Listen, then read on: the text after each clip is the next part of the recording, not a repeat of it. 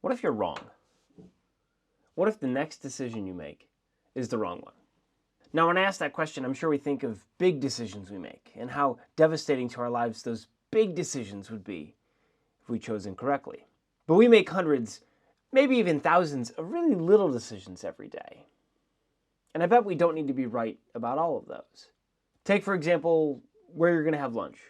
Does it make that much of a difference if you go to the Chinese place or the burger place? Probably not. What about the next conversation you have? Does it matter if you have the best ideas or not in that conversation?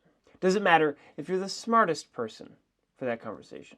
Does it even matter if you're wrong? Now, maybe it does. Maybe you have a really important conversation you have to have. And then, yes, being right could matter.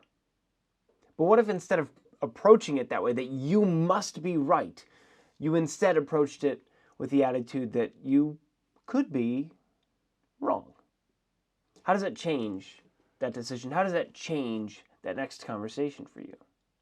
Instead of approaching everything as a winner-loser sport, a zero-sum game, what if instead you looked at everything as a partnership, as a team sport, as a rising tide lifts all boats type of situation? How does that change that really important decision you were going to make? We spend so much of our lives avoiding being wrong. And I think that's the right word. We avoid being wrong more than we try to be right, because being wrong is the worst thing you could be. You're wrong. There must be something wrong with you. You could be defective. And I would argue that that attitude is probably more harmful than not. We go around avoiding instead of doing. So this week, here's what I want you to do. I want you to go out and approach everything with this thought in your head.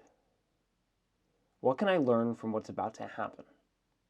What can that person teach me in this next moment? I think two things are going to happen when you do that.